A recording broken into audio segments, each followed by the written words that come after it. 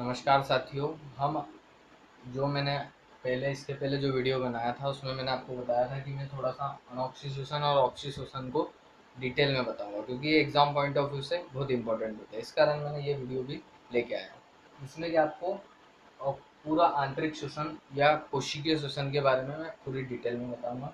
ठीक है। आंतरिक श्वसन को ही कोशिकीय श्वसन के नाम से भी जाना जाता है। इस पूरी प्रोसेस में हमें देखना है कितने एटीपी अणु बनते हैं। 38 एटीपी ऊर्जा का निर्माण होता है, हमें ये याद रखना है। इसमें 38 एटीपी ऊर्जा का पूरी तरीके से इस पूरी प्रोसेस में निर्माण होता है। ठीक है। इनमें तीन चरणों में प्रोसेस संपन्न होती है। फर्स्ट है ऑक्सी हीमोग्लोबिन का विखंडन, दूसरी है अनऑक्सी श्वसन और तीसरी है ऑक्सी श्वसन। ठीक है। इसमें ऑक्सी हीमोग्लोबिन मैंने आपको बताया था, ट्रांसपोर्टेशन ऑफ ब्लड में जब ट्रांसपोर्टेशन होता है गैसेस का, O2 और CO2 का, O2 का ट्रांसपोर्टेशन कौन करता है? हीमोग्लोबिन करता है। वो हीमोग्लोबिन ऑक्सीजन के साथ मिलकर के बनाता है ऑक्सी हीमोग्लोबिन बनाता है। यही ऑक्सी हीमोग्लोबिन अंदर जब जाके आंतरिक श्वसन के जब फेफड़ों के बाद आंतरिक श्वसन शुरू होता है, उस आंतरिक श्वसन में ये टूटकर फिर क्या बन जाता है? फिर ये हीमोग्लोबिन बन जाता है और फिर हीमोग्लोबिन या ऑक्सी हीमोग्लोबिन से ऑक्सीजन अलग हो जाता है और बॉडी में इसका फिर यूज होता है ऊर्जा के निर्माण में। फिर उसके बाद हम अनऑक्सी श्वसन पे जाएंगे, जो ऑक्सीजन की बिना सहायता के, ऑक्सीजन के बिना ये प्रोसेस संपन्न होती है, जिसे हम एनारोबिक भी कहते हैं। ये जिस जगह पर संपन्न होती है उसे कहा जाता है कोशिका द्रव्य। ठीक है। कोशिका द्रव्य में ये पूरी प्रोसेस संपन्न होती है। इसका दूसरे नाम से भी जाना जाता है, जिसको हम ग्लाइकोलिसिस के नाम से भी जानते हैं।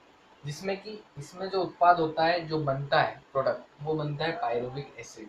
इन्हीं पायरुविक एसिड में 4 अणु एटीपी का निर्माण होता है। इस पूरी प्रोसेस में 4 अणु एटीपी में से 2 अणु एटीपी के जो है खत्म हो जाते हैं और सिर्फ हमें जो मिलता है, इसमें फायदा कितना अणु एटीपी का होता है? 2 अणु एटीपी का होता है। एटीपी का फुल फॉर्म हमें यहाँ याद रखने वाली जो सबसे इंपॉर्टेंट बात है, वो एटीपी का full form adenosine triphosphate. Directly exam में क्वेश्चन आ जाता है, एटीपी का फुल फॉर्म बताइए। ठीक है। उसके बाद इस अनॉक्सी श्वसन में दो चरणों में और इसको समाप्त किया जाता है। जीवाणुओं में और फफूंदों में अलग से अलग होती है। ठीक है। और मनुष्यों में ये प्रोसेस अलग होती है। इसमें हमें देखना है, जीवाणुओं में जो ग्लूकोज है वो टूटकर जब हमें ऑक्सीजन नहीं मिल पाता है, बिना ऑक्सीजन की सहायता से जब ये प्रोसेस होती है, तो यहाँ पर क्या बनता है? एथिल अल्कोहल का निर्माण होता है। एथिल अल्कोहल का निर्माण होता है।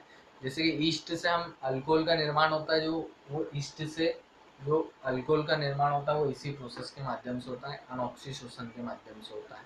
ठीक है।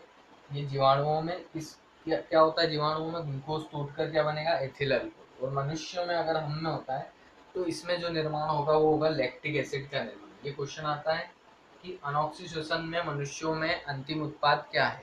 अनऑक्सी श्वसन में मनुष्यों में क्या बनता है? तो क्या बनता है? इसमें लैक्टिक एसिड का निर्माण होता है ग्लूकोज के टूटने से, बिना ऑक्सीजन की सहायता से। यहाँ पे हम देख रहे हैं पूरी जो रासायनिक प्रक्रिया वो बिना ऑक्सीजन के ही संपन्न हो रही है। ठीक है। इसके बाद हम आते हैं ऑक्सी श्वसन पे। ऑक्सी श्वसन में एरोबिक जो श्वसन इसको हम कहते हैं। ठीक है। ये संपन्न कहाँ पे होता है? हमारी कोशिका के माइटोकॉन्ड्रिया वाले पार्ट में। कहाँ पर होता है? माइटोकॉन्ड्रिया में। ठीक है। जो कोशिका का श्वसन स्थल कहा जाता है, जहाँ पर हमारा पूरा मतलब पावर हाउस ऑफ सेल हम कहते हैं किसको? माइटोकॉन्ड्रिया को। यहीं पर जो ये संपन्न होता है ऑक्सी श्वसन, ये इसी पार्ट पर संपन्न होता है। तो अनऑक्सी श्वसन कहाँ पे संपन्न होता है? कोशिका द्रव्य में। ऑक्सी श्वसन कहाँ पे संपन्न होता है? माइटोकॉन्ड्रिया में। इंपॉर्टेंट है, एग्जाम पॉइंट ऑफ व्यू से पूछ सकते हैं कि ऑक्सीजन कहाँ संपन्न होता है? माइटोकॉन्ड्रिया में। अनऑक्सी कहाँ पे होता है? कोशिका द्रव्य में। ठीक है। अब इसके आगे बढ़ते हैं हम। निर्माण, इसमें निर्माण जो होता है हमारा CO2 कार्बन डाइऑक्साइड और जल का निर्माण होता है। ठीक है। इसमें हमारी 36 एटीपी ऊर्जा बनती है टोटल। इसमें 2 एटीपी ऊर्जा बनती है, इसमें 36 बनती है। टोटल इस पूरी प्रोसेस में कितने अणु एटीपी बनती है? 38 एटीपी ऊर्जा बनती है। अब हमें यहाँ देखना है ग्लूकोज के साथ ऑक्सीजन मिलकर, ग्लूकोज के साथ ऑक्सीजन मिलकर हमें 6 कार्बन डाइऑक्साइड के अणु देती है और 6 जल के अणु देती है। इसी के साथ कितना ऊर्जा निकलती है? 2830 कैलोरी जूल ऊर्जा का निर्माण होता है इस पूरी प्रोसेस में। ठीक है। ये जो मैंने आपको बताया है, ये बेसिक से इन्फॉर्मेशन थी, थोड़ी इंपॉर्टेंट इन्फॉर्मेशन थी। मैंने बता दिया था आपको कि मैं अनऑक्सी और ऑक्सी श्वसन को थोड़ा सा डिटेल में आपको बता दूंगा। थोड़ा एग्जाम पॉइंट ऑफ व्यू से इसके 2-3 चीज़ें इंपॉर्टेंट है। इसमें हमें ये देखना है कि इसमें अंतिम उत्पाद क्या होता है। अनऑक्सी श्वसन में डायरेक्टली क्वेश्चन आता है। तो पायरुविक एसिड, 4 अणु एटीपी का निर्माण होता है। इसमें हमें शुद्ध लाभ कितने का होता है? अनऑक्सी श्वसन में तो 2 अणु एटीपी का होता है। जीवाणुओं में इसमें किसका निर्माण होता है? एथिल अल्कोहल का, जिससे हमारा अल्कोहल का निर्माण होता है ईस्ट, ईस्ट में अल्कोहल का निर्माण होता है। इसमें एक क्वेश्चन ये भी आ सकता है, कौन सी गैस का उत्पादन होता है, कौन सी गैस निकलती है ये प्रोसेस में, तो कार्बन डाइऑक्साइड गैस निकलती है। मनुष्य में क्वेश्चन आता है कि किस बिना ऑक्सीजन की सहायता से अगर श्वसन होता है तो किस एसिड का निर्माण होता है, तो लैक्टिक एसिड का निर्माण होता है, डायरेक्टली क्वेश्चन आता है, ठीक है। उसके बाद हम बात करते हैं ऑक्सीशोषण। तो ऑक्सीशोषण में इंपॉर्टेंट है किस स्थान पर ये प्रोसेस खत्म होती है, तो माइटोकॉन्ड्रिया में। कहाँ पर होती है, माइटोकॉन्ड्रिया में ये पूरी प्रोसेस क्या होती है, समाप्त होती है, ठीक है। इसमें निर्माण किस किस का होता है, CO2 और जल का निर्माण होता है इसमें, इस पूरी प्रोसेस में CO2 और जल का।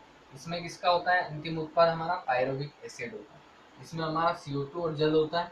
इसमें 36 ATP का निर्माण होता है। मतलब सबसे ज्यादा अगर आपसे क्वेश्चन पूछा जाए कि एनर्जी का उत्पादन किस में होता है, तो ये याद रखना हमें ऑक्सीजन में होता है 36 ATP अणु ऊर्जा का, ठीक है। इसमें हम देख रहे हैं 6C6H12O6 ग्लूकोज ऑक्सीजन की सहायता से क्या बना रहा है, 6 कार्बन डाइऑक्साइड के अणु बना रहा है, 6 जल के अणु बना रहा है। उसके बाद 2830 किलो जूल ऊर्जा का जो है उत्पादन कर रहा है। तो ये कुछ बेसिक इन्फॉर्मेशन थी जो मुझे आपको बताना थी, ठीक है। इसमें ये पूरा